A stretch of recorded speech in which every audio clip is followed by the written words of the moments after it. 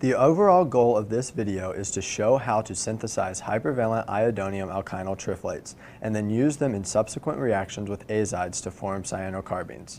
Control of product selectivity, storage, handling, and safety is also discussed. The acronym of Hyatt will be used for hypervalent iodonium alkynyl triflates for the remainder of the video. The synthesis of many Hyatts have been previously published. Several methods of Hyatt synthesis include the use of Zephyrov's reagent and Kozer's reagent. However, this video will be using the more reactive cyanophényl iodonium triflate. Cyanophényl iodonium triflate can be synthesized from the literature preparation displayed.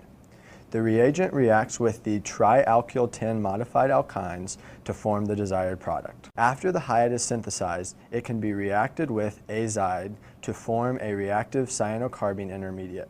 The cyanocarbene is trapped with solvent, and two examples of this process are demonstrated in this video. Our proposed mechanism of substitution involves the addition of an azide source to the beta carbon of the alkyne, thereby forming the iodoylide, which decomposes to iodobenzene and the vinylidene carbene.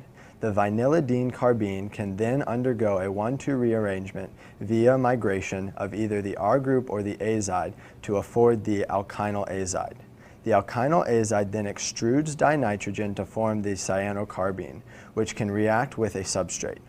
It should be noted that there can be a formation of a hypervalent iodonium alkynyl triflate species, depending on conditions.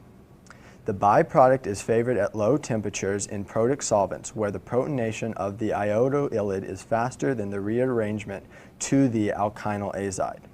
Another possible product that occurs during OH insertion reaction is a vinyl ether, where vinylidene carbene is trapped before the